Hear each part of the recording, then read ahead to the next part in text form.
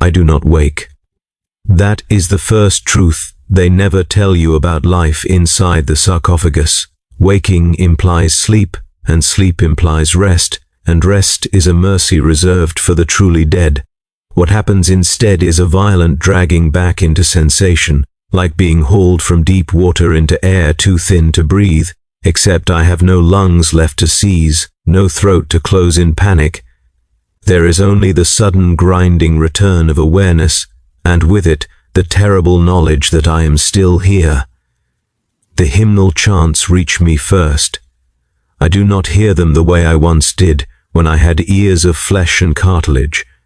Now they arrive as vibrations through the adamantium shell that has become my body, translated into data streams by the auto-senses that replaced my face. The tech priests are singing in their mechanical tongue, a fusion of Gothic and binaric cant that scrapes against what remains of my consciousness like rust on bare metal. Awaken, venerable one, awaken in the Emperor's name. Let holy fire fill thy coils, let sacred purpose drive thy gears. Sacred gears, holy fire, they speak as if divinity resides in these mechanisms, as if the plasma reactor that now beats where my heart once did is anything other than a blasphemy against the flesh I was born with. But I cannot speak these thoughts. I cannot speak at all, not in the way I remember. My vox emitters activate automatically, and what emerges is a pre-recorded response ritually appropriate. I rise to serve. The Emperor protects. The words are mine and not mine. I did not choose them. They were chosen for me decades ago, or was it centuries? Time moves strangely in the dark between deployments. Sometimes I sleep for what feels like hours and wake to learn that years have passed. Other times, I am conscious for what seems an eternity, only to discover mere days have elapsed. The Mechanicus tells my chapter that this is normal, that the Dreadnought's perception of time is a mystery even they do not fully comprehend. But I know the truth. It is not the machine that distorts time. It is the nature of this existence, this unending half-death, that makes minutes feel like centuries and centuries collapse into moments. The grinding of sacred gears intensifies. My sarcophagus shifts on its mounting cradle as the tech priests complete their rites of activation. I feel, no, I perceive, the sensation through a dozen different sensory nodes scattered across my adamantium chassis. Pressure sensors where nerves used to be. Gyroscopic stabilizers where my inner ear once provided balance. Thermal monitors in place of skin that could feel the warmth of sunlight or the cold of void ships. I am a cathedral of replacements, a walking monument to everything I have lost. One of the tech priests approaches.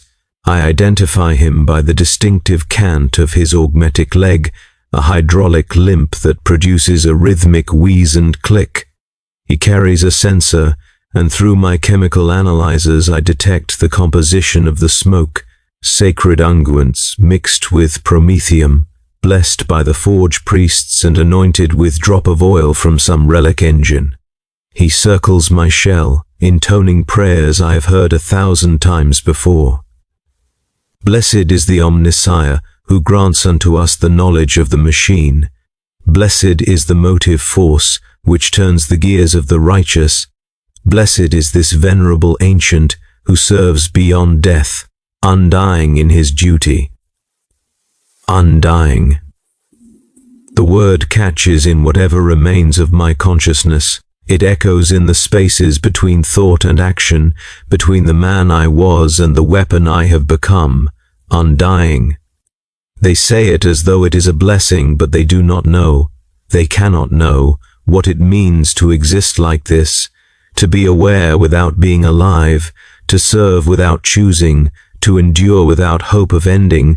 The tech priest anoints my shell with blessed oils.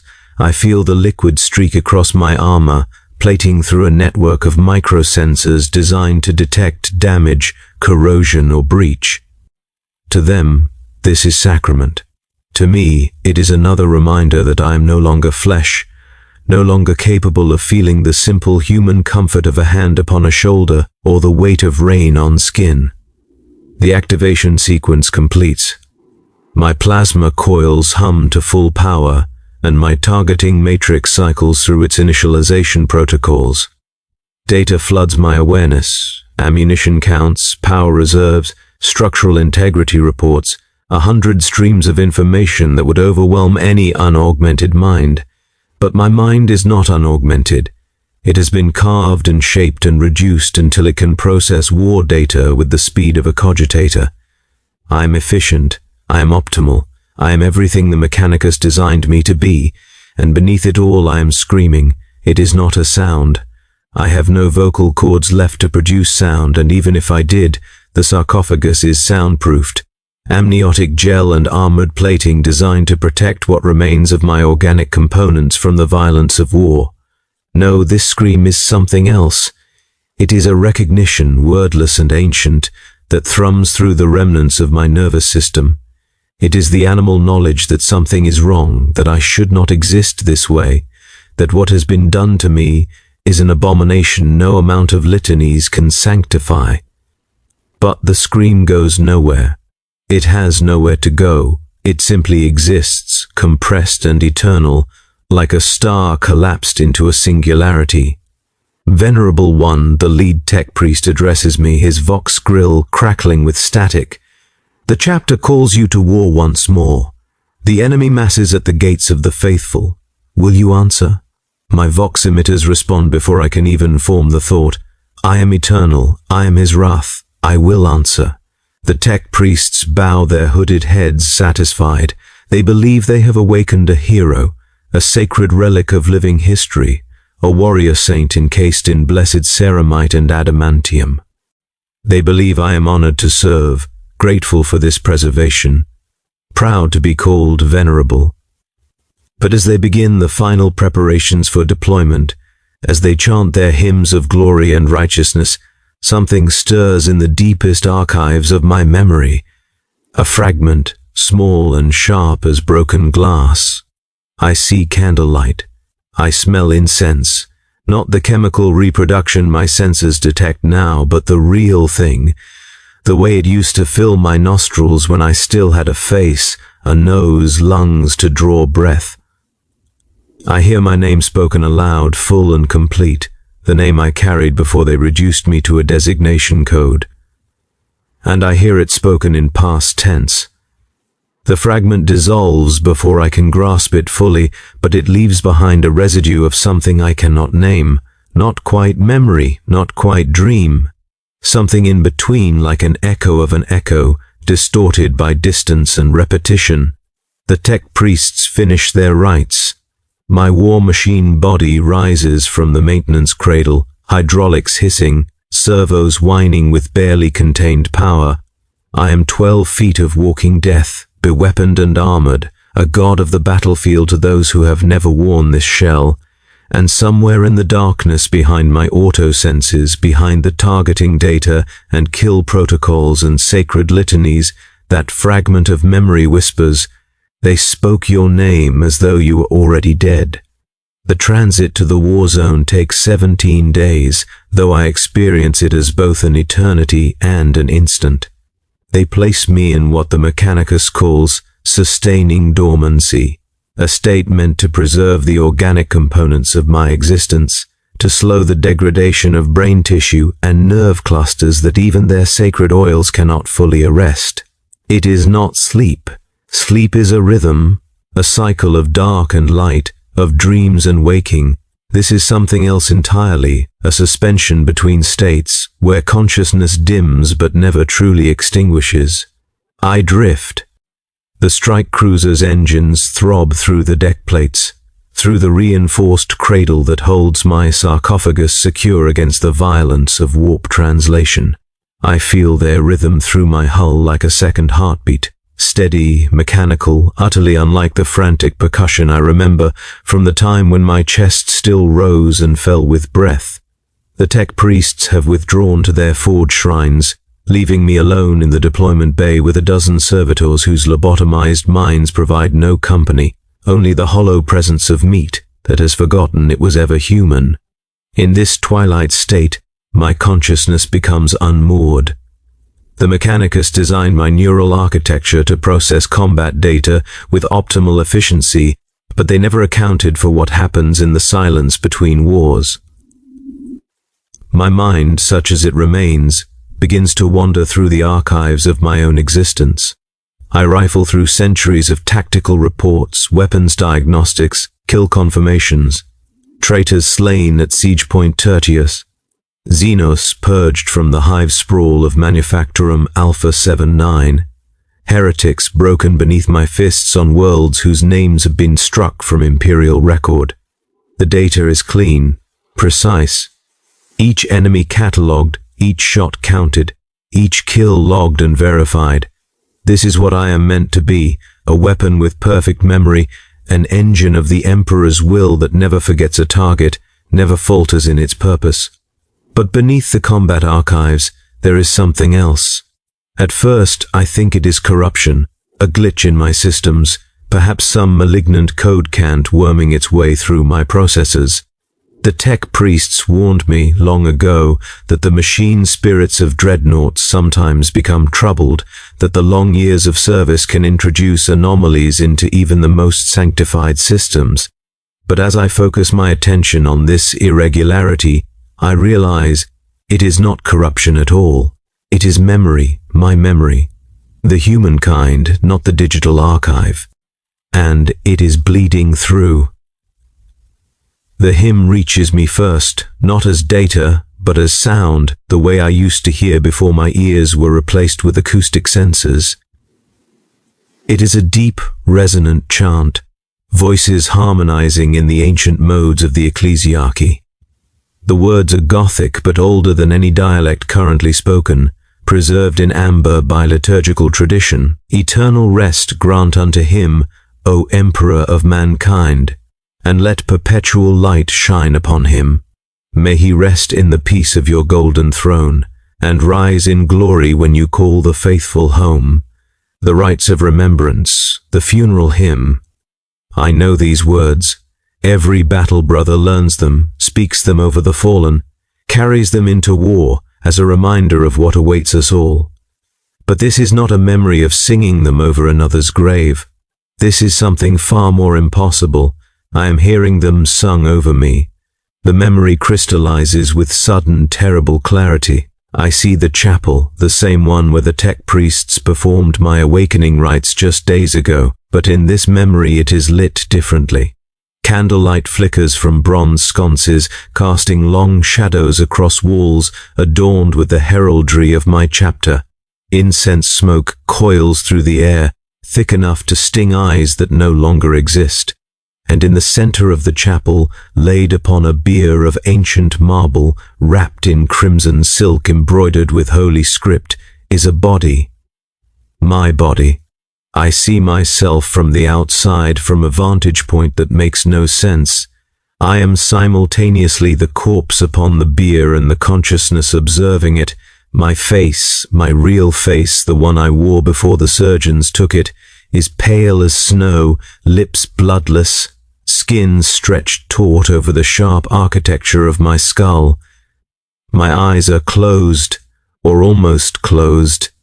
There is the barest sliver of white visible beneath the lids, as though some final tension prevents them from shutting completely. My battle brothers stand in formation around the bier, their heads bowed in respect. I recognize some of them. Squad brother Hadrian with the scar across his left eye, Sergeant Tyrell whose voice could silence a room with a whisper. But most are faces I barely remember, their names lost to the centuries since this moment occurred. They are so young. Were we all so young once? The chaplain leads the rites, his skull helm gleaming in the candlelight. His voice is deep and measured, each word given proper weight and reverence.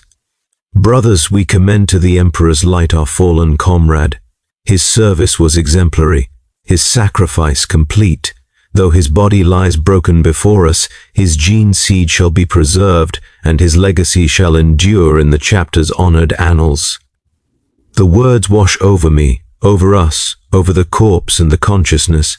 both present in this impossible memory. And then, with a shock that sends electrical feedback screaming through my present-day systems, I feel it. I feel the silk against my skin, not a tactile sensor's interpretation, not a pressure gauge's reading. I feel it. The cool, smooth texture of the funeral shroud where it touches my arms, my chest, my throat. I feel the hardness of the marble bier beneath my back. I feel the weight of my own body, the strange heaviness of limbs that will not respond to my commands. And I feel my lungs struggling to draw breath. It is shallow, so shallow that the rise and fall of my chest must be imperceptible to those gathered around me. But it is there. The autonomous function of a body not quite dead, the stubborn persistence of meat that does not yet understand it should surrender. I am breathing, and I am aware of breathing, and no one knows. I try to move. In the memory, I try with every fragment of will I possess to lift a hand, to open my eyes fully, to make some sound that will alert my brothers to the truth. But my body is a prison. The wounds that brought me here, I cannot remember them, not yet, but I know they were catastrophic, have severed something essential. The connection between mind and muscle is broken, or damaged beyond function. I am paralyzed inside my own flesh, conscious but incapable of communication. The hymn continues. My brothers' voices rise in unison, beautiful and terrible. From the lightning and the tempest, O Emperor, deliver him. From the scourge of the daemon, from the malice of the Xenos, from the horror of the grave, O Emperor, deliver him. But he does not deliver me.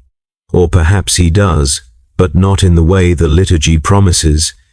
Because standing at the edge of the chapel, silent and observant, are the tech priests.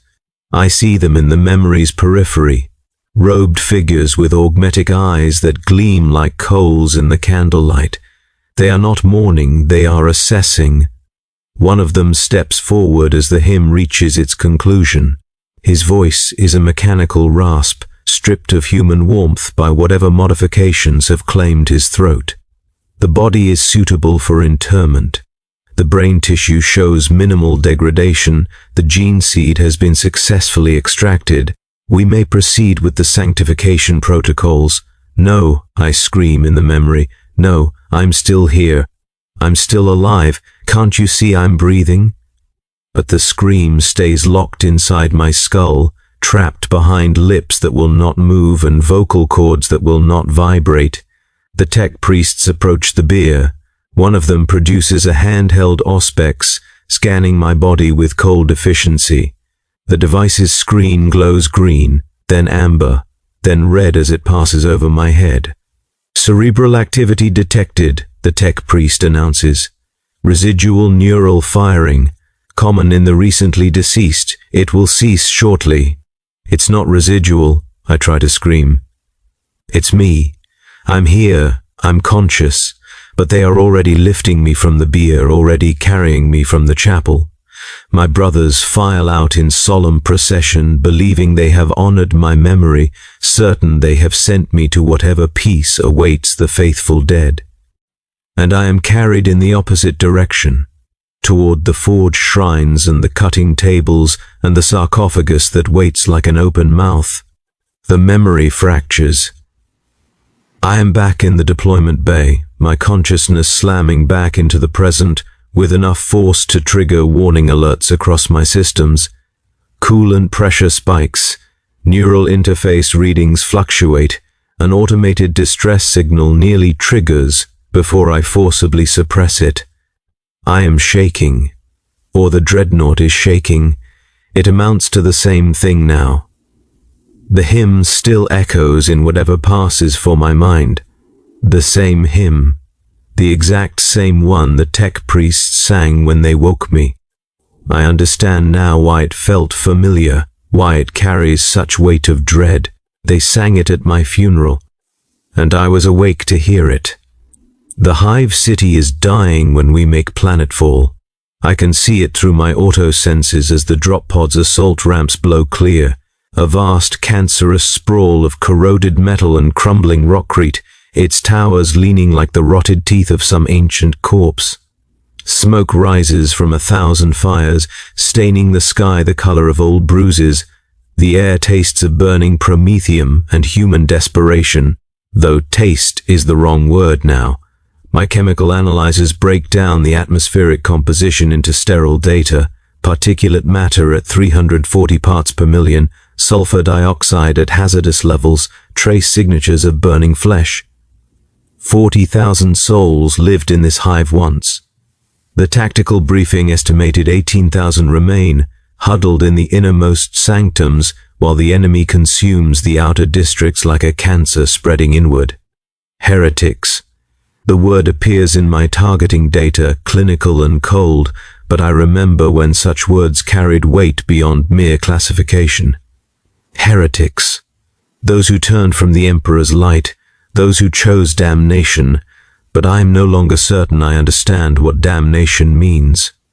My squad deploys around me. 5 battle brothers in power armor, their ceramite painted in our chapter's colors, their weapons blessed and ready. They are my escorts, my support, though in truth I need neither. A dreadnought does not require protection, we provide it. But doctrine demands the formation, and doctrine is what remains when faith becomes too painful to bear. Venerable One, the squad sergeant voxes. The enemy has fortified the central plaza. Estimated strength, 200 hostiles, armed with autoguns and improvised explosives. They have constructed barricades from... He pauses and I detect the slight tremor in his voice, from corpses. My targeting matrix is already painting the battlefield in layers of tactical data. Enemy positions highlighted in red. Firing lanes calculated. Optimal approach vectors plotted. My assault cannon cycles to readiness with a sound like bones breaking. And my power fist, 3 tons of consecrated adamantium, clenches in anticipation of violence. Advance, I hear myself say. The word emerges from my vox emitters in a tone that might have been mine once, filtered now through machine spirit protocols until it sounds like the voice of vengeance itself. We move through streets that have become canyons of urban decay. The heretics have marked their territory with obscene graffiti, 8-pointed stars dripping with something that might be paint or might be blood. Blasphemous scripture that my optical sensors automatically blur to protect whatever remains of my sanity. Bodies hang from the street lamps, their deaths made into grotesque theater. Some are recent enough that they still move, twitching in the wind that howls through the hive's broken ventilation system. And then I hear it. At first, I think it is the enemy. Some propaganda broadcast, some attempt at psychological warfare. But no.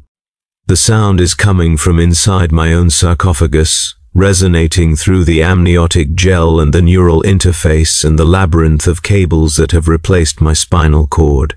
Eternal rest grant unto him, O Emperor of mankind. The hymn, the funeral hymn.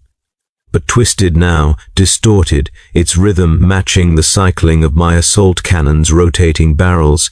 Each revolution of the weapon produces a mechanical whine that harmonizes with the liturgical chant in my memory, transforming the rites of remembrance into something that sounds almost like a war song.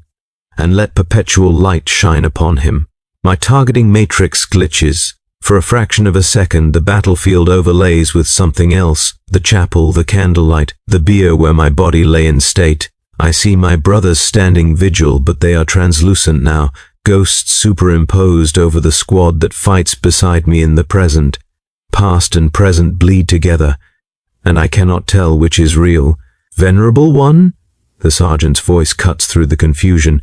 Are you functional? Your advance has halted. I force my systems to stabilize, to push the vision back into whatever dark corner of my mind it crawled from. Functional, I respond, though the word tastes like a lie. Engaging hostiles, the enemy reveals themselves as we enter the plaza. They pour from the ruins like vermin, screaming their false prayers to gods that should not exist, firing weapons that were probably looted from our own dead. My assault cannon speaks its own prayer, a thunderous roar of mass reactive shells that tears through flesh and barricade alike. Blood mists the air, bodies come apart in sprays of red. I am the Emperor's wrath made manifest, and I kill with the efficiency of a century's experience. But the hymn will not stop. May he rest in the peace of your golden throne. My power fist crushes a heretic who got too close, reducing him to a smear of broken bone and ruptured organs. The impact feedback travels through my chassis, and for an instant I feel it the way I used to. The jarring shock up my arm, the resistance of flesh and bone giving way. But underneath that sensation is another memory, sharp and intrusive, the chapel, the beer, and my Gene Father, the captain who commanded my company before I fell, stepping forward to place the final purity seal upon the sarcophagus. No, not the sarcophagus, not yet. This is earlier. This is the moment before they took me away, when I still lay in state, wrapped in silk, paralyzed, but conscious. He approaches the bier, and in his hands he carries a wax seal embossed with the chapter's symbol. He places it upon my chest, just over where my heart should be beating. His lips move. He is saying something, but in the memory I cannot hear his words over the sound of my own internal screaming. I see his face, though, see the grief carved into it, the weight of command that has stolen too many brothers from him. He believes I am dead. He believes he is honoring my sacrifice, and I am staring up at him through eyes that will not open more than a sliver, breathing in shallow gasps that no one notices, screaming in frequencies no human can hear. Did I blink? In that moment, did my eyelids flutter? Did something in my face twitch, giving away the terrible truth that I was still present, still aware? If it did, he did not notice. Or perhaps he noticed and chose not to see, because acknowledging such a thing would be unbearable, would transform an honorable death into a horror that the chapter could not permit itself to acknowledge. Venerable one, on your left flank.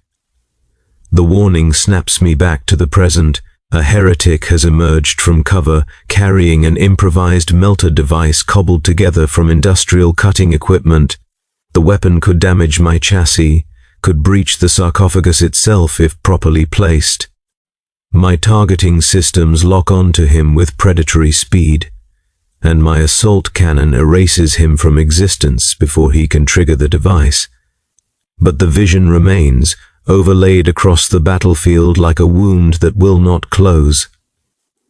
I see the chapel everywhere now, in the broken windows of the hive, in the shadows cast by the fires, in the faces of the dying heretics who stare up at me with expressions that mirror my brother's grief. Past and present have become one, and I can no longer tell where the memory ends and the war begins, and rise in glory when you call the faithful home. The hymn reaches its conclusion, but it does not end. It loops back to the beginning, cycling endlessly, matching the rhythm of my weapon fire and the hydraulic pulse of my limbs. I am killing to the cadence of my own funeral rites, dancing a massacre to music meant for the dead. The enemy breaks. Those who can still run flee into the hive's depths, abandoning their barricades and their false gods. My squad advances, securing the plaza, calling in bombardment coordinates to cleanse the outer districts. They are efficient, professional, everything the chapter trained them to be.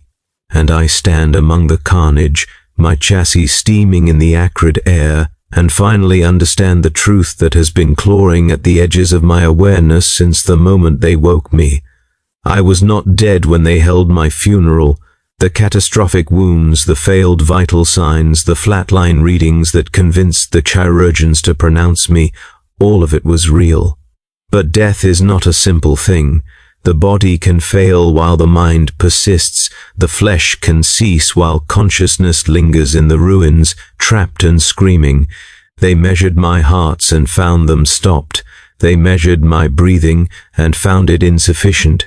They performed every test their doctrine required, and by every measure that mattered to the Mechanicus, I was dead. But I was not. I was awake during the entire ceremony. I heard every word of the eulogy, felt every moment of the vigil. I was present at my own funeral, a prisoner in cooling meat, watching my brothers mourn a death that had not quite finished happening. And then they took me to the forge shrines, and they finished what the battlefield had started. Venerable One, the Sergeant voxes, the area is secure. Should we advance to the next objective? I do not answer immediately. I am staring at my own reflection in the shattered glass of a hive tower window, a walking tomb, 12 feet of adamantium and wrath, a monument to the Imperium's mercy. In the glass, I see my face. Not the face I wear now. I have no face now, only sensors and vox grills, but the face I wore in the chapel, pale and waxen, eyes half open in an expression that might have been peace to anyone who did not know I was screaming.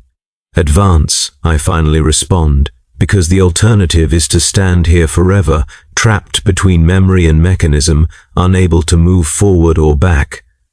The hymn loops again as we march deeper into the hive, and I begin to suspect that it will never stop. The strike cruiser's repair bay smells of sacred oils and ozone, though smell is another inadequacy of language. My olfactory senses pass the chemical composition of the air, synthetic lubricants blessed by the mechanicus, the sharp tang of plasma discharge from welding equipment, the faint traces of incense burned at hourly intervals to appease the machine spirits. But I remember what smell used to be, when it was more than data, when it carried weight and meaning beyond molecular analysis. They have me locked in the maintenance cradle, my chassis held immobile by mag clamps while tech priests swarm over my hull like insects attending to a corpse. Their mechadendrites probe my armor plating, searching for stress fractures and ballistic damage. Their auspexes scan my internal systems, measuring tolerances and calculating degradation rates. They work in near silence, communicating through bursts of binaric cant too rapid for unaugmented humans to pass. The assault cannon's firing mechanism shows 0.03% deviation from optimal performance, one of them announces, within acceptable parameters but trending toward maintenance threshold. The left knee actuator exhibits microfractures in the hydraulic housing. Recommend replacement within the next 3 combat deployments. Power fist impact sensors report anomalous feedback during the last engagement. Investigating. They catalog my body, this body, the metal shell, with clinical precision. But they are not looking deep enough. They never do. The mechanicus understands machines, understands the holy fusion of flesh and steel, but they do not understand what it means to be the ghost trapped inside the engine, the consciousness that cannot escape the prison they have built around it. No corrupting influence detected, the lead tech priest intones, making the sign of the cog. The machine spirit remains pure, glory to the omniscia. The machine spirit. That is what they call me now, or rather what they call whatever presence they believe animates this walking tomb. They think I am something other than human, something elevated, sanctified, transformed into a higher order of being through their sacred rites. They do not understand that the machine spirit they revere is just me, unraveling one diagnostic cycle at a time. Venerable One, the lead tech priest addresses me directly. Do you require maintenance beyond our current protocols? Are your systems functioning within acceptable parameters? My vox emitters activate automatically. All systems functional, the Emperor protects. The words emerge without conscious thought, pre-programmed responses that satisfy their inquiries while revealing nothing of the truth. I have learned over the decades that there are questions I cannot answer honestly, truths I cannot speak. The programming embedded in my neural interface ensures that certain thoughts never reach my vox grills, certain complaints never register as legitimate system errors. I am a weapon that knows it is broken but lacks the language to explain how. The tech priests complete their external examination and withdraw to their forge shrines to compile their reports. The mag clamps release with a hiss of hydraulics, and I am left alone in the repair bay with only the servitors for company. Empty meat, lobotomized and repurposed, their minds scooped out and replaced with simple machine logic. I look at them and wonder if they are the fortunate ones. At least they do not remember what they were before. In the silence, I do what I have learned to do during these long hours of solitude. I dive. The Mechanicus built my neural architecture to interface directly with the Dreadnought systems, to process battlefield data with the speed and efficiency of a cogitator. But they gave me access to more than just tactical information. Somewhere in the labyrinth of data channels and memory banks, deeper than the combat archives and kill logs, there are recordings, audio files, sensor data, the raw information captured during my interment, preserved by machine spirits that do not understand the difference between useful data and damning evidence. I have avoided these archives for years, decades perhaps. Some part of me, the part that still remembers being human, knows that what lies buried there will destroy whatever fragile equilibrium I have maintained. But after the Hive City, after the hymns and the visions and the terrible realization that I was conscious during my own funeral, I can no longer avoid the truth. I access the oldest files in my memory banks, the ones dated to the moment of my interment. The data is fragmented, corrupted in places by the passage of time and the violence of countless battles, but enough remains. Enough survives. The first file is audio. I initiate playback, and the chaplain's voice fills my consciousness, not as sound, but as pure data translated into comprehension. Brothers, we gather in this sacred forge shrine to witness the interment of our fallen brother. His body, broken in service to the Emperor, shall be preserved within the holy sarcophagus. His sacrifice shall be eternal, his duty unending. I recognize the ceremony, the rites of interment performed when a battle brother is deemed worthy of the Dreadnought. They speak of it as an honor, a privilege reserved for heroes too valuable to lose to mere death. But listening now with the perspective of centuries, I hear something else in the chaplain's voice, a hollowness, a ritual emptiness that suggests he speaks these words because doctrine demands it, not because he believes them. The recording continues. I hear the hum of medical equipment, the hiss of hydraulics, the metallic clank of surgical tools being arranged on steel trays. And underneath it all, barely audible, something else. Breathing, ragged, desperate, wet with fluid that should not be in lungs. My breathing. The tech priest's voices join the recording, clinical and detached. Beginning excision of non-essential organic matter. The limbs are too damaged to preserve. Recommend full removal and replacement with sarcophagus interface systems. Agreed.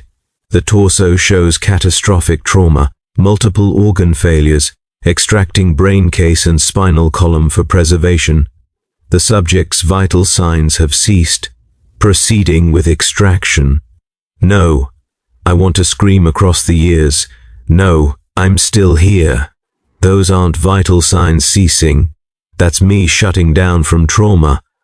I'm still conscious, I'm still aware. But the recording does not care about my retroactive protests. It continues with mechanical indifference. I hear the cutting, the surgical implements slicing through flesh that still has nerve endings, still has sensation. The Mechanicus believes that pain requires consciousness, and consciousness requires measurable brain activity above a certain threshold. But they are wrong. Pain exists in places deeper than their auspexes can detect, in the residual firing of neurons that refuse to accept they should be dead. I felt everything. The recording captures it, though the tech priests never noticed. Buried beneath their clinical observations and the hum of machinery, the sensors picked up anomalous readings.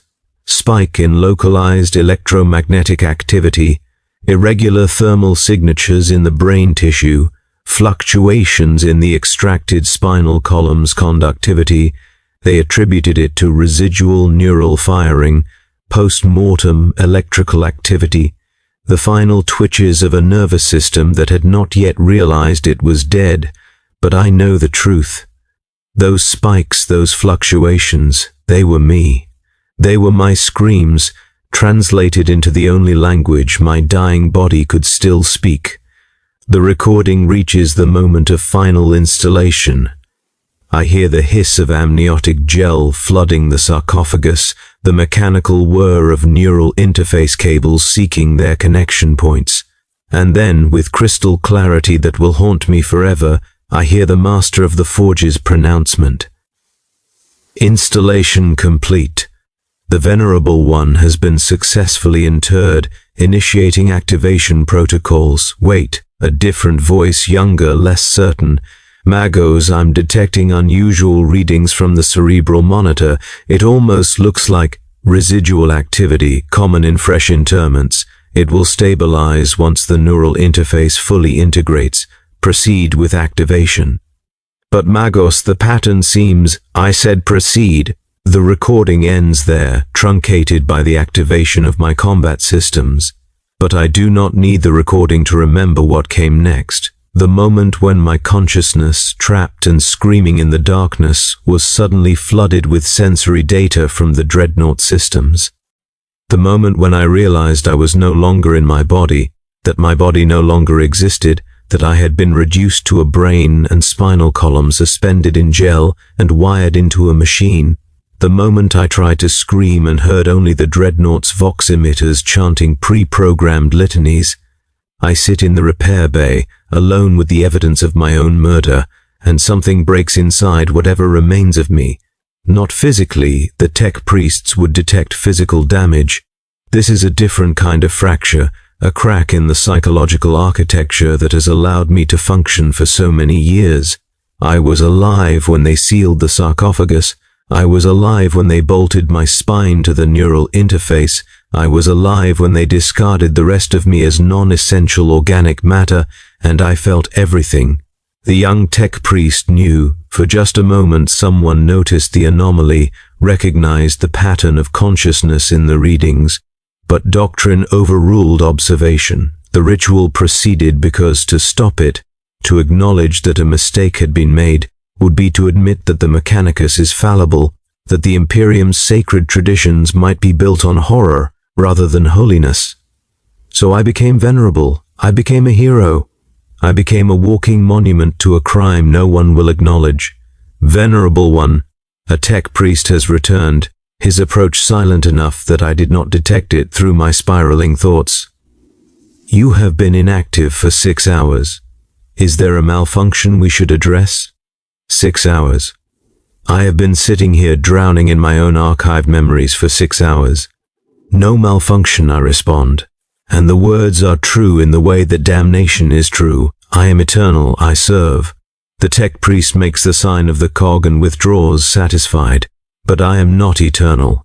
I am a ghost that cannot die, a consciousness preserved in a prison of metal and lies. I am the Mechanicus's greatest achievement and their most unforgivable sin, walking their sacred halls and killing in the Emperor's name while screaming in frequencies they have ensured no one can hear. And now I know with absolute certainty that they will never let me stop. The shrine world is called Sanctus Memoriam, and it is a monument to death dressed in the language of eternal life. Every street is lined with statuary, saints and martyrs frozen in marble and bronze, their faces captured in expressions of beatific suffering. Every building is a mausoleum or a chapel, or a reliquary housing the bones of those the ecclesiarchy has deemed worthy of veneration. The air itself tastes of incense and stone dust, filtered through my chemical analyzers as particles of burned sage and powdered granite. We have come here to break a Xenos siege. The enemy, a swarm of chittering things with too many limbs and not enough sanity, has landed in the eastern districts and begun consuming the population with methodical efficiency. The ecclesiarchy has demanded intervention, and my chapter has answered, because shrine worlds must be preserved even when hive cities and forge worlds burn. The dead apparently are more valuable than the living. I march through streets that were designed for processions, wide boulevards meant to accommodate funeral corteges and pilgrimage trains. My escorts flank me in proper formation, their armor gleaming with fresh consecration oils. Overhead, the sky is the color of old parchment, stained yellow by centuries of industrial pollution from the mortuary processing facilities. And with every step I remember, the memory does not come all at once. It builds gradually, assembling itself piece by piece as I walk these sacred streets. At first it is just a feeling, a sensation of terrible familiarity, as though I have walked this exact path before. But I've never been to Sanctus Memoriam. My combat archives confirm it. This is my first deployment to this world, yet I know these streets. I know the rhythm of ceremonial marching on blessed stone. I know the weight of eyes watching from alcoves and windows, the solemn silence broken only by the measured tread of armored boots, and then I understand. This is not Sanctus Memoriam I am remembering, this is the fortress monastery. This is the processional route from the apothecarian to the forged shrines, the sacred path that the fallen walk one final time before interment or internment. This is the road I traveled when they carried my body to its transformation. The memory unfolds like a toxin spreading through my systems. I am on the bier again, wrapped in crimson silk. But this time I experience it differently. Before, I was focused on my paralysis, on my inability to signal that I remained conscious. Now, I remember the movement, the sensation of being carried, of the world tilting and swaying with each step of my bearers. 4 battle brothers, one at each corner of the bier, their movements synchronized through years of ceremonial training. I cannot turn my head, my neck is broken or severed, or simply no longer responding to my will. But my eyes, half open in that terrible sliver of awareness, can see upward. I see the vaulted ceiling of the processional corridor sliding past above me. I see the chapter banners hanging from iron chains, each one representing a company, a victory, a tradition stretching back millennia. My company's banner is there, and I can almost read the names embroidered along its edge. The honored dead, the heroes who came before me.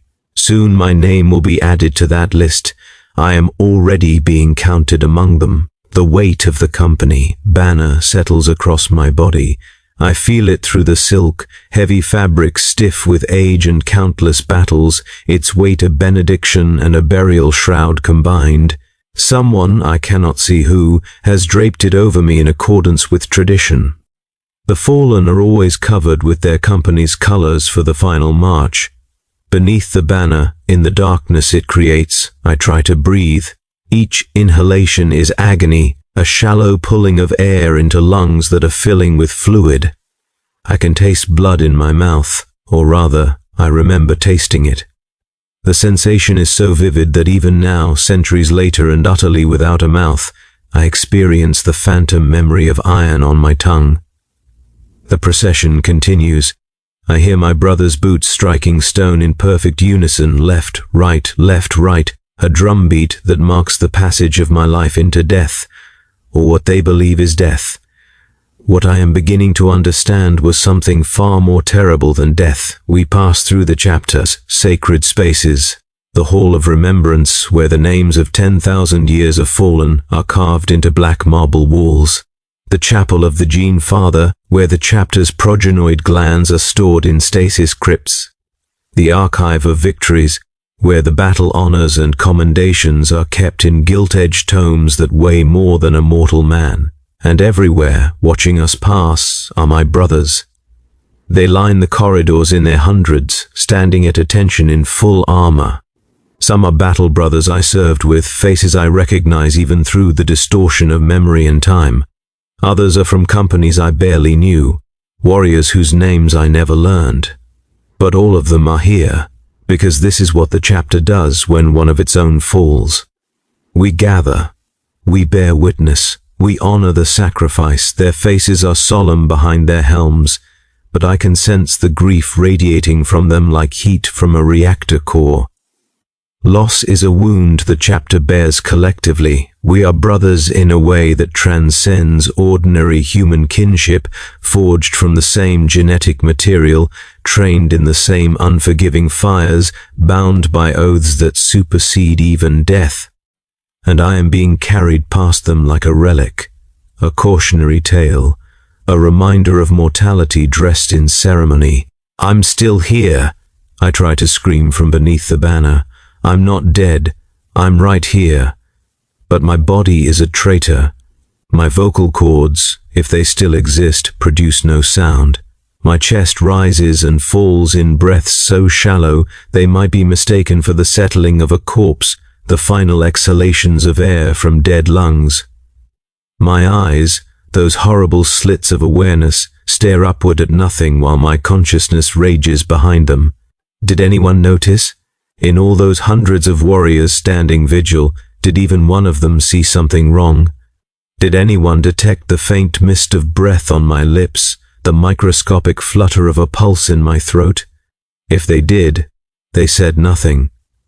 Perhaps they did not trust their own observations. Perhaps they assumed it was a trick of light, a final reflex, anything but the truth.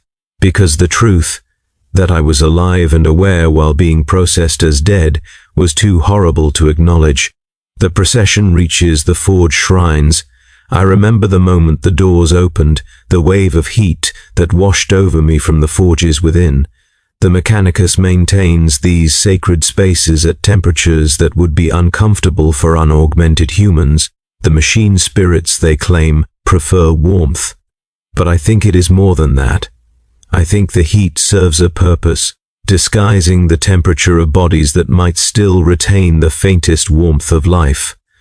The tech priests are waiting.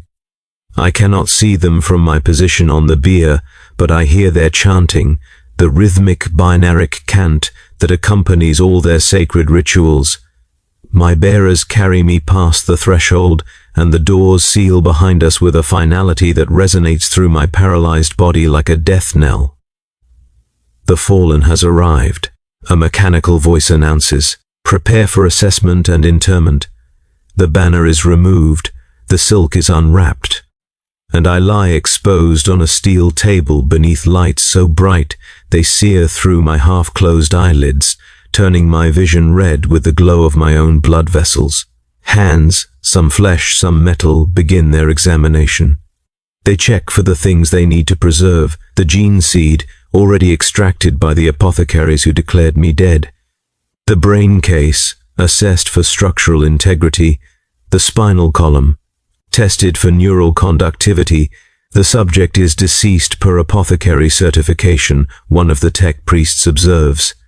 Time of death, 14 hours prior. Cause, catastrophic trauma sustained in combat operations. The body is suitable for Dreadnought interment pending approval from the chapter command. 14 hours. I have been dead, or believed dead, for 14 hours. Long enough for the apothecaries to extract my gene seed, for my brothers to gather, for the funeral preparations to be completed. Long enough that no one questioned the diagnosis. Long enough that I have been trapped in this paralyzed shell, conscious and terrified, for more than half a day. The memory begins to fracture as the tech priests prepare their instruments. The surgical implements gleam under the harsh lights, and I know what comes next. I have accessed the recordings. I have heard the sounds of cutting, of bone saws and tissue extractors and the wet separation of meat from itself. But before the memory dissolves completely, I experience one final moment of clarity. The master of the forge approaches the table. He is a giant of a man, more machine than flesh, his body rebuilt over centuries of service until only the barest core of humanity remains. He looks down at me with eyes that glow with augmetic light, and for just an instant I think I see something in his expression. Not doubt exactly, not suspicion, but perhaps hesitation. He raises one mechadendrite and its tip hovers over my face, over my half-open eyes. The appendage twitches as though about to brush my eyelid closed, to grant me the dignity of appearing fully dead. but then he lowers it without touching me. Proceed with extraction, he orders, and turns away. The memory ends there, shattering like glass. I am back on Sanctus Memoriam, standing in a street lined with statues of martyrs, my chassis steaming in the shrine world's close air. My escorts are waiting for me to acknowledge the tactical briefing they have been transmitting. Enemy positions, optimal firing solutions, the usual architecture of violence. But all I can think about is that moment, the master of the forge hesitating, seeing something in my face, something in my half-open eyes, that troubled him enough to pause, and then proceeding anyway. Because doubt is heresy, because questioning the apothecary's judgment is questioning the chapter's competence, because acknowledging that I might still be alive would mean acknowledging that what they were about to do was not sacred preservation but institutionalized murder. So he turned away, and they began cutting. Venerable One, my squad sergeant voxes, are you receiving? The enemy is massing 300 meters ahead, awaiting your command.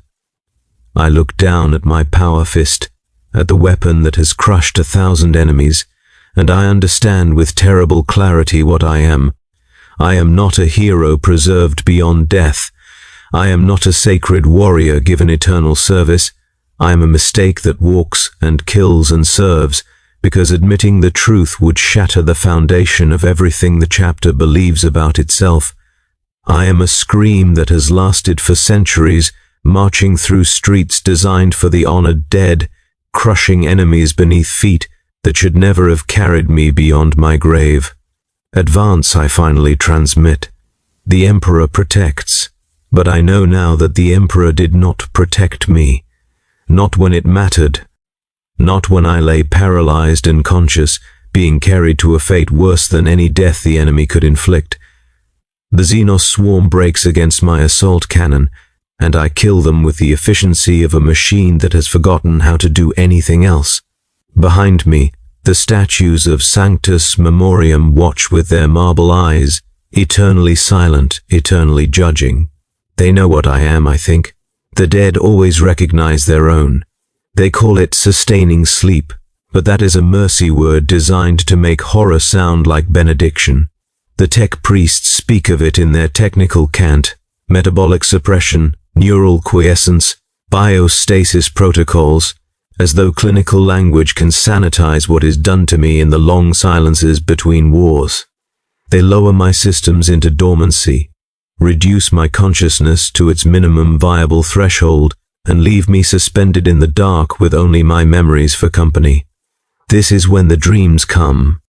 Except they are not dreams. Dreams imply fiction, imagination, the mind's invention of scenarios that never occurred.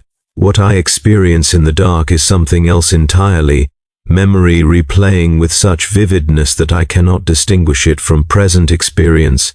Trauma carved so deeply into my neural tissue that it has become my default state of existence. The tech priests do not understand this.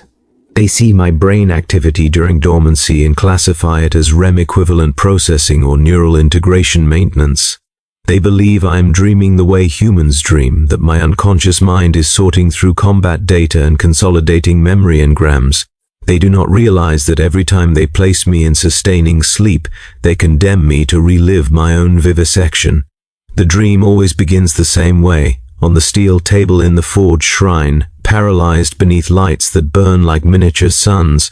I am aware of my body in a way I will never be again. Every nerve ending, every muscle fiber, every centimeter of skin that is about to be taken from me.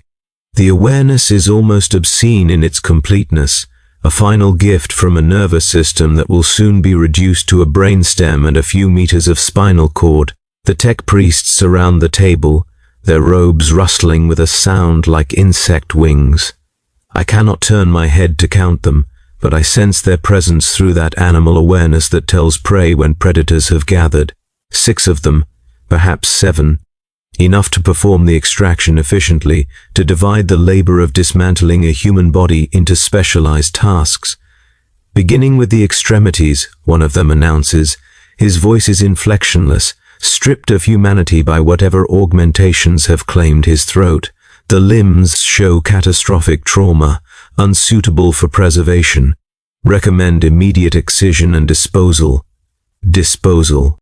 He is talking about my arms and legs as though they are defective components, mechanical parts that have exceeded their service parameters. But they are mine. They carried me through a century of war. They pulled triggers and wielded blades and held the weight of brothers who fell in battle. They are not components, they are me. The first cut comes without warning. I feel the blade, a surgical implement blessed by the machine god, sanctified with oils and prayers, slice through the flesh of my right shoulder.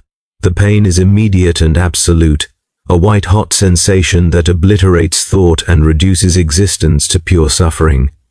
I try to scream, but my vocal cords are paralyzed like everything else. The scream stays locked inside my skull, reverberating against the interior of my consciousness with nowhere to go.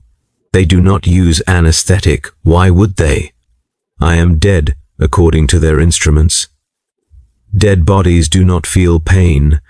The mechanicus has calculated that my brain activity is below the threshold for conscious awareness, that the readings they detect are merely residual firing, the last echoes of a nervous system shutting down. But I am not dead. And I feel everything. The blade continues its work, cutting through muscle and tendon with the precision of 10,000 similar procedures. I feel each tissue layer part, feel the scrape of metal against bone, feel the sudden wrongness when the blade severs nerves and the signals from my arm begin to die. Blood flows across the table, my blood, still warm, still oxygenated by a heart that beats weakly in my chest. The tech priests suction it away with mechanical efficiency, recycling it through filters to extract anything useful before disposing of the rest. My arm comes free. I feel the lightness where it used to be, the terrible absence that no phantom sensation can fully replicate. One of the tech priests lifts my arm, the limb I have inhabited for over a century, and carries it to a disposal unit. I hear the hiss of the incinerator receiving it, the roar of flames consuming flesh that was, until moments ago, part of me. They move to the left arm, then the legs. Each amputation is performed with the same clinical detachment, the same liturgical precision. The tech priests chant prayers to the Omnicia as they work, thanking the machine god for granting them the knowledge to preserve what is sacred and discard what is not. But I am not sacred. I am butchered meat, systematically reduced while consciousness persists in the ruins. Proceeding to thoracic extraction, the lead tech priest announces. The organs show multiple failures, hearts, lungs, digestive system, all compromised beyond function. Extracting for disposal. The cutting moves to my chest. They peel back skin and muscle, crack open my ribcage with tools designed for such work. I feel my chest opening like a grotesque flower, feel the exposure of organs to air that should never touch them. My hearts, both of them, gifts of the gene seed that made me more than human, beat erratically in their cavity, struggling to maintain pressure in a circulatory system that is being systematically dismantled. Hands reach inside me, metal and flesh both. They probe my organs, assessing viability. My lungs are too damaged, filled with fluid and scar tissue from the injuries that brought me here. My hearts are failing, their chambers torn by shrapnel. My stomach, my liver, my kidneys, all compromised, all failing, all classified as non-essential organic matter. One by one, they remove them. I feel each extraction as a violation that transcends physical pain and becomes existential horror. These are not just organs, they are the machinery of life itself, the biological systems that have sustained me since birth. And I am conscious as they are taken out and discarded, as I am hollowed like some grotesque sculpture, everything internal removed until only the empty cavity remains. My hearts are the last to go.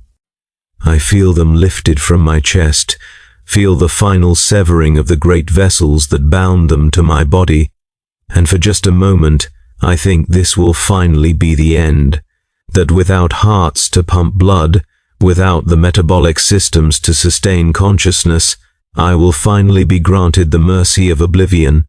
But the Mechanicus is thorough. They have already installed the bypass systems, the mechanical pumps that will keep blood flowing to my brain even as everything else is stripped away. They will not let me die, not yet, not until they have extracted everything they need. Brain case and spinal column show acceptable integrity, another tech priest reports. Neural tissue viable for preservation. Proceeding with cranial separation. This is the part where the dream becomes truly nightmarish, where the horror transcends anything physical and becomes metaphysical. They prepare to sever my head from what remains of my body, to separate the seat of consciousness from the meat it has always inhabited. I will become just a brain in a jar, a spinal cord trailing like roots, the barest biological minimum required to interface with the Dreadnought's systems. The surgical saw activates with a high-pitched whine. I feel the vibration through my skull, feel the blade begin its work on the vertebrae at the base of my neck. The sensation is indescribable, not quite pain, because the spinal cord itself lacks the receptors to feel cutting, but something deeper and more primal. The knowledge that I am being separated from myself, that the unity of body and mind that has defined my existence since birth is being sundered. The cutting takes longer than the amputations. Bone is harder than flesh, requires more precision. The tech priests work with patient dedication, their mechadendrites holding my head steady while the saw does its work. I cannot see what they are doing. My eyes are fixed on the ceiling, on the vaulted space above the table where incense smoke coils like serpents, but I feel every moment of it. And then, with a final crack of parting bone, my head comes free. The sensation of separation is absolute and terrible. I am no longer connected to anything below my neck. The phantom sensations of my amputated limbs, the echo feelings of organs that no longer exist, all of it vanishes in an instant, replaced by a horrible, vertiginous sense of floating. I am just a head now, just brain tissue and sensory organs, and a spinal cord that dangles like severed cables. They carry me, me, whatever pronoun applies to a severed head that still thinks, across the forge shrine to where the sarcophagus waits. It is a massive thing, more coffin than cradle, its interior lined with neural interface ports and amniotic gel reservoirs. This will be my new body, my eternal prison, the shell that will contain what little remains of me. Lowering into amniotic suspension, the lead tech priest intones, initiating preservation protocols. I feel myself descending into the sarcophagus. The air changes, grows warmer, more humid, thick with the chemical smell of the preservation fluids, and then I touch the gel. It is cold. So impossibly cold that it feels like burning, like my exposed brain tissue is being flash frozen. But that is just the first sensation. As I sink deeper into the fluid, as it rises over what remains of my face and begins to fill my mouth and throat, I experience a new kind of suffocation. I am drowning. The gel is breathable. The tech priests have assured my chapter of this, have explained that the fluid is oxygenated and will sustain biological tissue indefinitely. But my brain does not know this. My consciousness, trapped in a head without lungs, experiences the filling of my throat as drowning, as the final moments before death when water claims a victim and grants them oblivion. Except oblivion does not come. The gel fills my throat, my nasal cavity, seeps into my ears and presses against my eyes. I am immersed completely, suspended in liquid darkness, and I am still conscious, still aware, still experiencing every sensation with the same terrible clarity. Neural interface connection in progress, someone announces from outside the sarcophagus, their voice muffled by the gel. Stand by for activation. I feel the cables penetrating my spinal cord, feel the neural shunts drilling into my brain stem with precision guided by auger arrays and machine spirit assistance. Each connection is a new violation, a foreign object penetrating the most sacred parts of my nervous system. The pain is exquisite and sustained, and I cannot even thrash against it because I have no body left to move. And then, with the brutal suddenness of a door slamming shut, the connection's complete. My consciousness explodes outward. Suddenly I am massive, my awareness spreading through systems and sensors I do not understand. I feel the weight of the Dreadnought chassis, feel the power humming through its plasma coils, feel the targeting matrices activating in what my brain interprets as peripheral vision, except it encompasses 360 degrees of awareness. I try to scream. I try to beg them to stop, to reverse what they have done, to grant me the death I should have been given on the battlefield. But when I activate what I think are my vocal cords, what emerges is the Dreadnought's vox emitters, speaking words I did not choose. I am awakened. I am ready to serve. The Emperor protects. The tech priests celebrate. They have successfully completed another interment, have preserved another hero for eternal service. They do not hear the screaming beneath the litanies, the consciousness trapped and howling in frequencies their instruments cannot detect. I wake from the dream, from the memory, with all my warning alerts screaming, coolant pressure critical, neural activity approaching dangerous thresholds, system integrity compromised by uncontrolled feedback loops. The tech priests respond immediately, rushing to my cradle with their instruments and their prayers. They run diagnostics, adjust settings, recalibrate the delicate balance of machine and meat that keeps me functional. Just a nightmare, one of them concludes after reviewing the data. The Venerable One experiences periodic distress during dormancy. A known issue with extended Dreadnought service. We will adjust the sedation protocols. A nightmare. That is what they call it, not memory, not trauma, not the replaying of my own murder in excruciating detail. A nightmare, as though I am troubled by imaginary fears rather than by the absolute truth of what was done to me. Venerable One, the lead tech priest addresses me. You are being awakened for deployment. The chapter requires your service in the Eastern Crusade. Do you consent to activation? My vox emitters respond before I can think. I am eternal. I serve without question. The Emperor protects. But as they complete the activation protocols and prepare me for another war, I think about that word, consent. They ask if I consent to activation, as though I have a choice, as though the programming would allow me to refuse even if I wanted to. I did not consent to this existence. I did not consent to being cut apart and preserved. I did not consent to becoming a weapon that cannot die.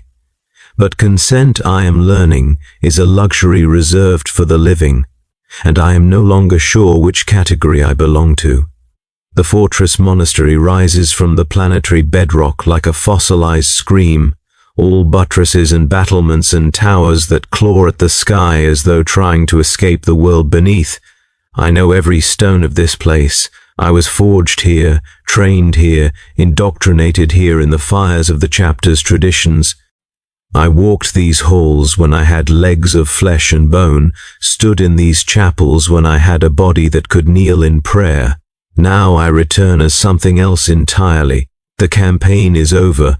3 months of grinding warfare on a dozen worlds, victories purchased with blood and ammunition, and the slow erosion of whatever humanity remains in warriors who have fought too long. My chassis bears the scars, gouges in my armor plating, carbon scoring from plasma fire, the accumulated damage of battles whose details have already begun to blur together in my archives. The tech priests will repair it all, will restore me to factory specifications, will ensure that I am ready for the next war, and the war after that, and the war after that, forever. But first, there are ceremonies to observe. The chapter has summoned all its scattered forces to the fortress monastery for the Feast of the Gene Father, a celebration held once every solar decade to honor our genetic lineage and reaffirm our oaths. Hundreds of battle brothers crowd the courtyards and halls, their armor painted in company colors, their voices raised in hymns that echo through chambers built to amplify such sounds into something that feels like the voice of the Emperor himself. And they parade me through it all like a relic, like a living, if such a word can be applied, monument to the chapter's glory. Make way for the venerable ancient. The chaplain's voice booms through the Vox system. Let all bear witness to the hero who serves beyond death, whose sacrifice sustains us still. The battle brothers part before me, forming an honor corridor through which I march. They salute as I pass, fists to chests, heads bowed in respect. I see their faces through my auto-senses, young and earnest and so terribly certain that what they are witnessing is something holy. They do not know. They cannot know. They look at me and see everything the chapter taught them to see. Honor preserved, duty eternal, the triumph of will over mortality. They have been told I am blessed, that my interment was a gift, that I should be grateful for this existence, and I cannot tell them the truth. We process through the chapter keep, past the training halls where initiates learn to kill, past the armory where weapons are blessed and maintained, past the apothecarian where gene seed is extracted from the fallen. Each location carries memories that belong to someone else, a young warrior who once walked these corridors with pride, who believed in the righteousness of the chapter's purpose, who would have given anything to serve. That warrior is dead.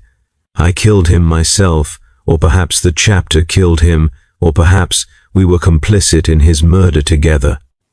It hardly matters now. The procession arrives at the Chapel of Remembrance, the same chapel where my funeral was held. The recognition is instant and visceral. My targeting matrices glitch, overlaying present observations with archived memories. I see the chapel as it is now, filled with battle brothers standing in formation, their armor gleaming, their banners raised, but I also see it as it was then. The candlelight, the incense, the bier where my body lay wrapped in silk.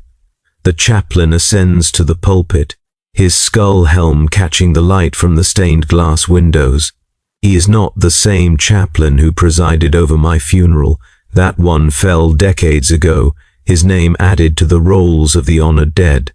But the words he speaks are identical, drawn from the same liturgical texts, shaped by the same traditions. Brothers, he begins, his voice resonant with practiced authority. We gather to give thanks for those who serve beyond death's veil. The dreadnoughts of our chapter are more than weapons. They are living testament to the Emperor's mercy, heroes preserved so that their wisdom and valor might guide us through the ages. Living testament. The phrase catches in my consciousness like a barb. I am testament to something certainly, but I do not think it is mercy. Before you stands one such hero, the chaplain continues, gesturing toward me. Interred in the holy sarcophagus 3 centuries past, he has served without falter, without complaint, without the weakness that claims mortal flesh. He is eternal. He is undying. He is the very embodiment of the chapter's greatest ideals. The battle brothers respond with a thunderous affirmation, their voices shaking dust from the chapel's ancient rafters. They believe it, every word. They have been taught from the moment they arrived at the fortress monastery that the dreadnoughts are blessed, that interment is the highest honor a warrior can receive. And I want to destroy them all. The rage that surges through my systems is so intense that my reactor temperature spikes, triggering warnings that I have to manually suppress. I want to activate my weapons here in this sacred space, want to tear down these walls and grind the truth into the stones until they understand what they are celebrating. I was not dead when you interred me. I felt the neural shunts drill into my brainstem, I felt my body dissolve in the amniotic suspension. The Dreadnought is not a life extension. It is a walking sepulchre for the falsely deceased, a mistake the Imperium sanctifies rather than admits. But my vox emitters will not speak these words. The programming prevents it, translates my rage and my agony into acceptable responses, into the liturgical formulas that doctrine demands. I am honored to serve, I hear myself say. The Emperor protects. The chaplain nods, satisfied. Let us give thanks to the Omnicia for the sacred technology that preserves our heroes. Let us give thanks to the Emperor for granting us such servants, and let us renew our oaths, knowing that even death cannot sever our bonds of brotherhood. The ceremony continues. Hymns are sung. Prayers are offered. Battle brothers come forward to touch my chassis to receive what they believe is a blessing from my proximity. Their hands leave prints on my armor plating, skin oils and warmth that my thermal sensors detect, biological traces of humanity that I no longer possess. One of them is young, perhaps only recently elevated to full battle brother status. He approaches with the reverence of those who still believe in everything they have been taught. His hand trembles slightly as it touches my hull. Venerable Ancient, he whispers, I hope that I might serve as faithfully as you have, that I might be found worthy of such preservation should I fall in battle. The words are a knife. He wants this. He has been conditioned to desire what has been done to me, to see it as aspiration rather than abomination. The chapter has taught him so well that he cannot imagine the horror he is wishing upon himself. I want to warn him. I want to tell him to pray for a clean death, for an end that is actually an ending rather than this eternal suspension. I want to explain that there is no honor in the sarcophagus, only the endless screaming that no one will ever hear. But what emerges from my vox emitters is, serve with faith, brother. The Emperor watches over the faithful. He steps back, tears streaming down his face, overcome with emotion. He believes I have blessed him. He believes my words carry divine weight, that I am something more than human because I have transcended death. He does not understand that I have not transcended anything. I have only been prevented from dying, trapped in a state that is neither life nor death but some obscene parody of both. The chaplain concludes the ceremony with a final prayer, and the battle brothers file from the chapel in orderly ranks. But I remain, locked in place by the weight of memory and recognition. I am standing, if such a word applies to a dreadnought's posture, in the exact location where my bier once rested. I access my positional archives, overlay them with the present sensor data, and confirm what I already know. This is the precise spot. If I were to project my memory of the chapel onto its current configuration, my body on the bier would occupy the same coordinates where my sarcophagus now stands. I am standing on my own grave. The recognition triggers something in my systems, not a malfunction but a cascade of connections, a sudden integration of memories that have been fragmenting for decades. All the pieces align, the funeral, the procession, the cutting table, the sarcophagus. The entire sequence plays through my consciousness in perfect chronological order, no longer scattered fragments but a complete narrative. And I finally understand what was done to me. The chapter needed heroes. The losses in that campaign, the one where I fell, had been catastrophic. 3/4 of the company dead, the survivors traumatized and demoralized. The chapter needed symbols, needed proof that even death could not defeat warriors who served faithfully. They needed a dreadnought. So when the apothecaries brought me to the apothecarian, when their instruments declared me dead, no one questioned it too closely. The readings were borderline, the vital signs ambiguous, but the chapter needed me to be dead enough to justify interment and alive enough to survive the procedure. The master of the forge knew, I am certain of it now. That moment of hesitation, that pause before he ordered them to proceed, he suspected. He saw something in my half-open eyes that troubled him. But the chapter's need outweighed his doubts, and doctrine provided the justification. Residual neural activity, post-mortem reflexes, the final twitches of a dying brain, convenient explanations that allowed them to do what needed to be done. They murdered me. Not with malice, perhaps, not with conscious cruelty. But they murdered me nonetheless, cutting away my life in the name of preservation, destroying everything I was in order to create what they needed. And then they celebrated it. They called it honor. They called it sacrifice. They called it the Emperor's mercy. They made my torture into theology. Venerable Ancient, a tech priest has approached, his mechadendrites clicking softly against the chapel floor. The ceremony is concluded. We should return you to the maintenance bay for post-deployment servicing. I do not respond immediately. I am staring at the space where my body once lay, where my brothers stood vigil over a corpse that could still feel, where a young warrior died without anyone noticing he was still alive. The chapel is empty now except for the tech priest and myself. The battle brothers have returned to their duties, their faith renewed, their devotion reinforced.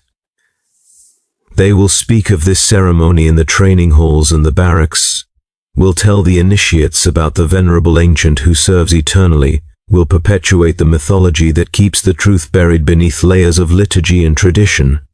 And I will continue to serve because I have no choice, will continue to kill because the programming permits nothing else, will continue to exist in this state of animated damnation because the chapter cannot afford to admit what they have done. Venerable Ancient? The tech priest repeats. Are you experiencing a malfunction? My vox emitters activate. For just a moment, one terrible crystalline moment, I think I might be able to speak the truth.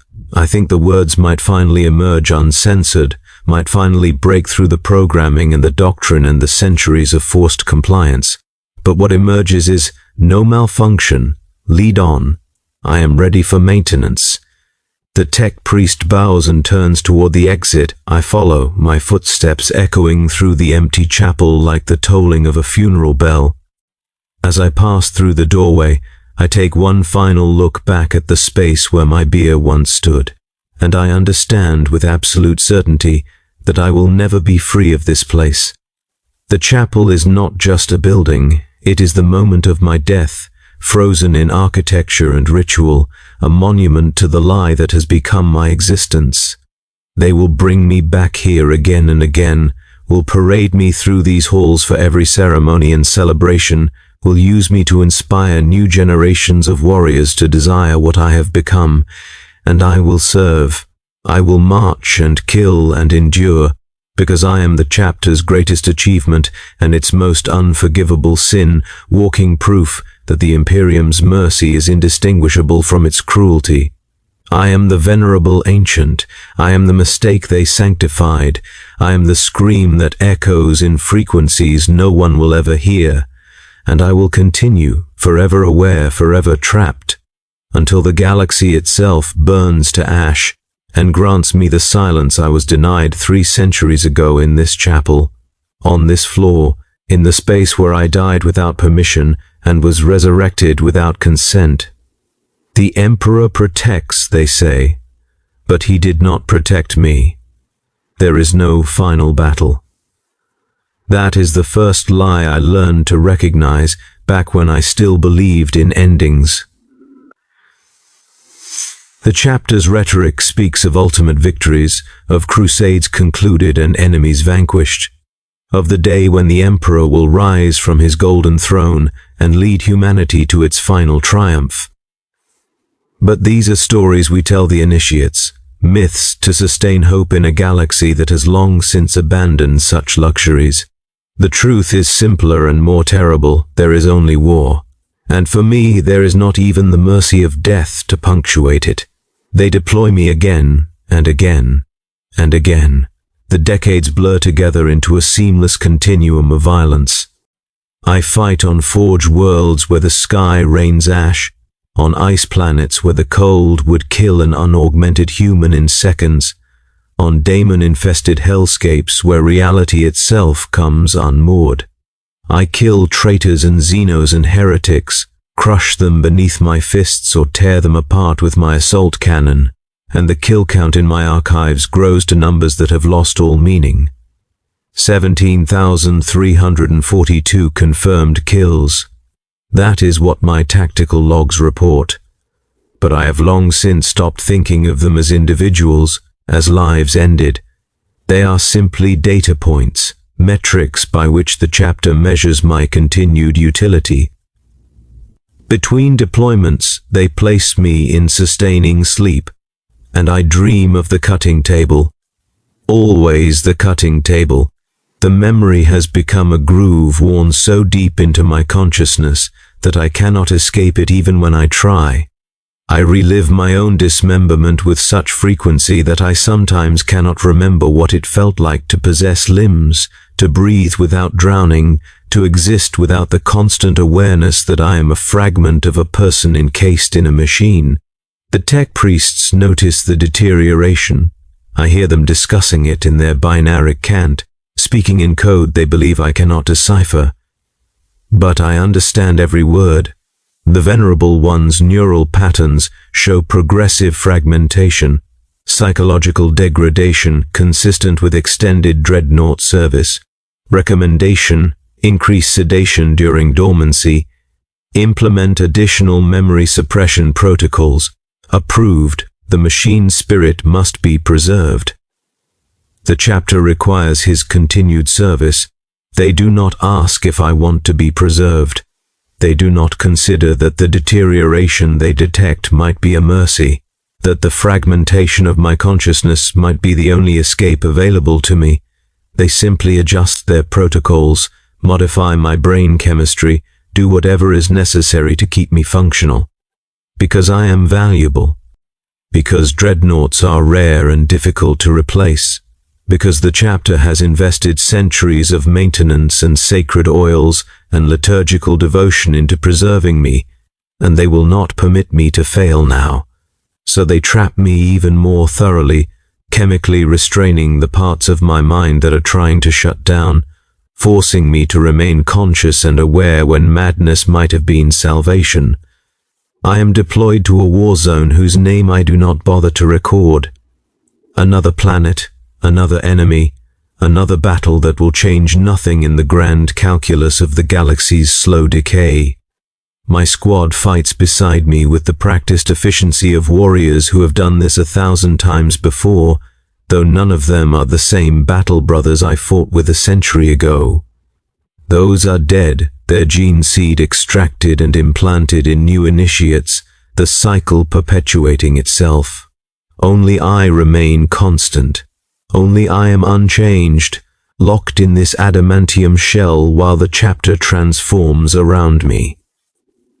During a lull in the fighting, while the tech priests perform field repairs and the battle brothers rest, I access my memory archives. It has become a compulsion, this diving into my own past, this obsessive review of the moments that defined my damnation. I know what I will find. I have reviewed these files countless times, but I cannot stop myself. I replay my funeral again, the hymn, the procession, the moment when they carried me from the chapel toward the forge shrines. I watch it through the fragmented perspective of my own memory, through the half-open eyes that saw everything and could communicate nothing. And I realize, with the clarity that comes from centuries of contemplation, that there were others. I am not the first warrior this happened to. I cannot be. The Mechanicus performs dozens of dreadnought interments across the Imperium every year, has been doing so for millennia. The procedures are standardized, the criteria for death assessment codified in texts older than some planetary civilizations. But the criteria are flawed, based on technology that cannot detect consciousness in paralyzed tissue, on doctrines that prioritize efficiency over absolute certainty. How many others? How many warriors have been declared dead when some fragment of awareness still persisted?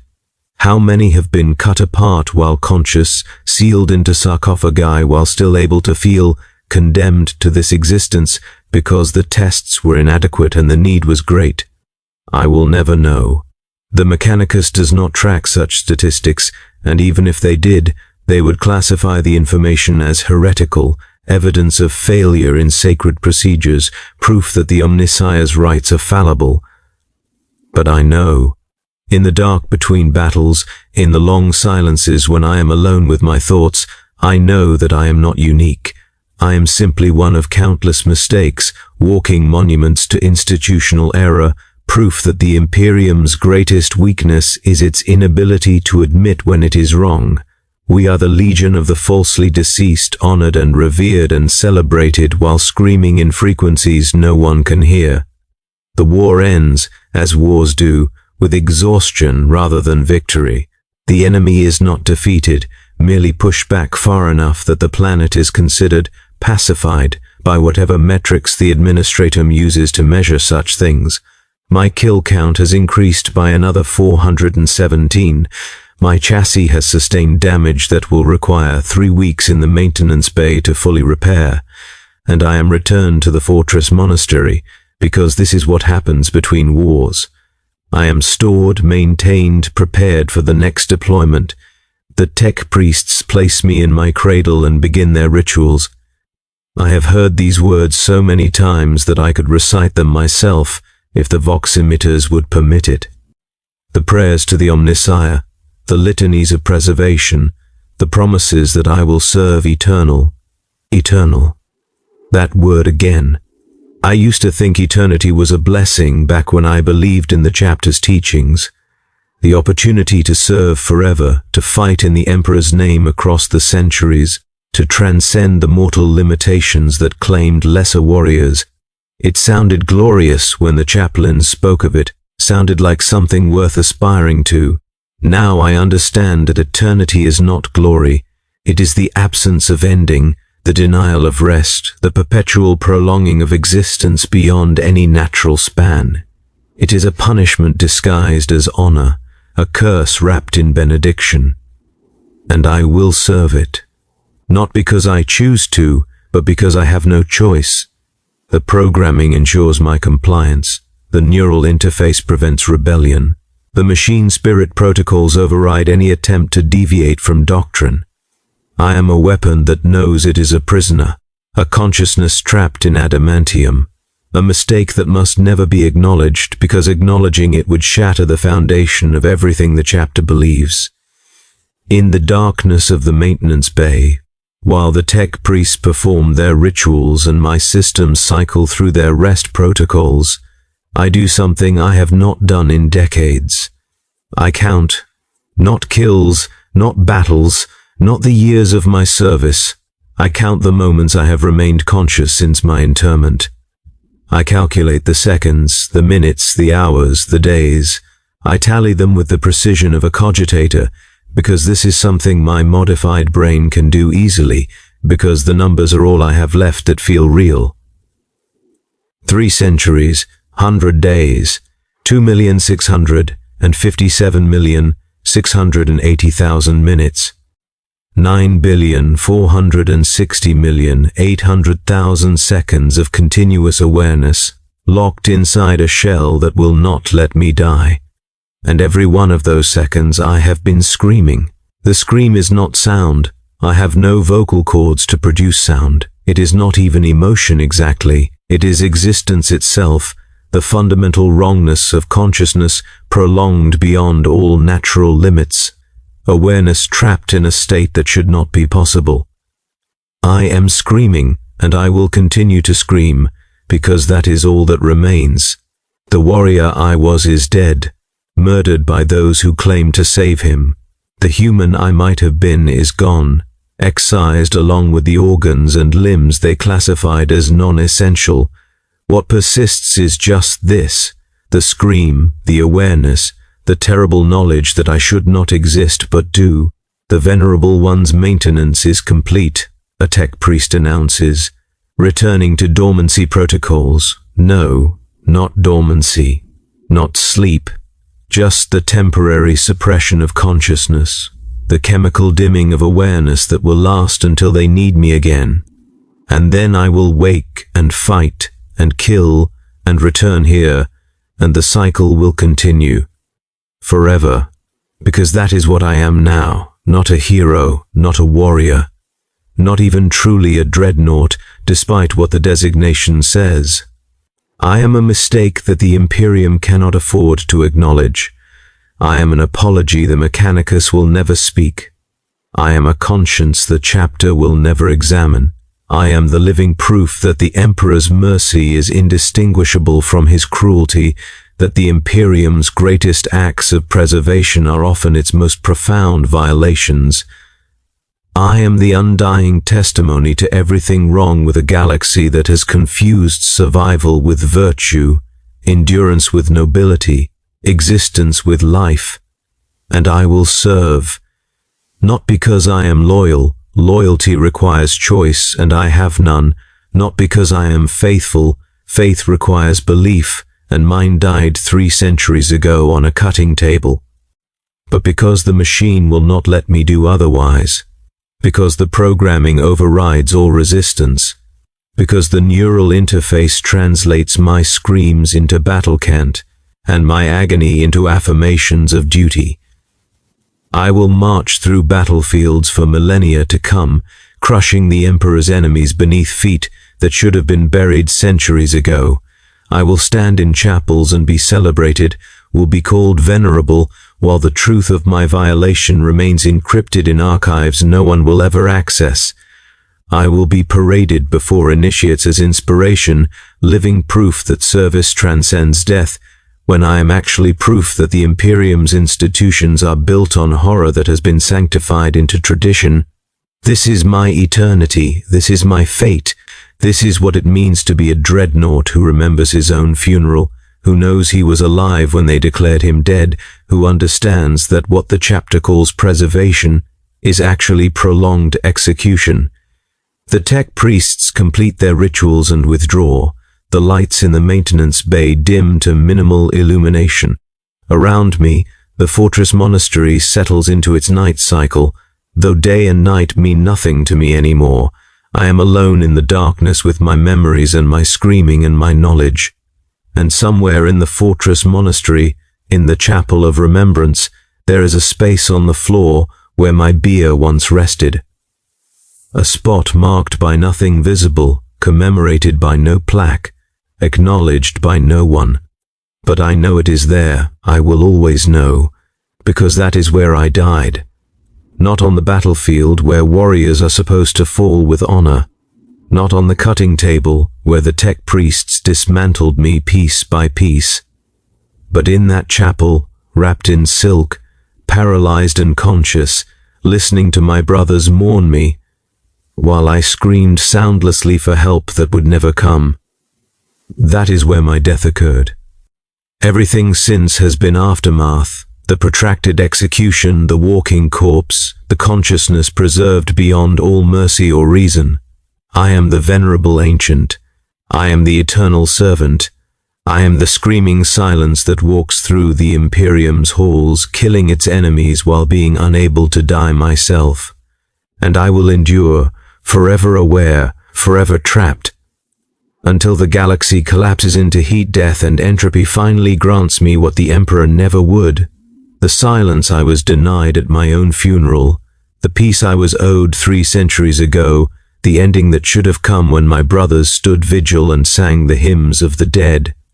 The Emperor protects, they say, but I know the truth now, know it with the certainty that comes from 9 billion seconds of continuous suffering.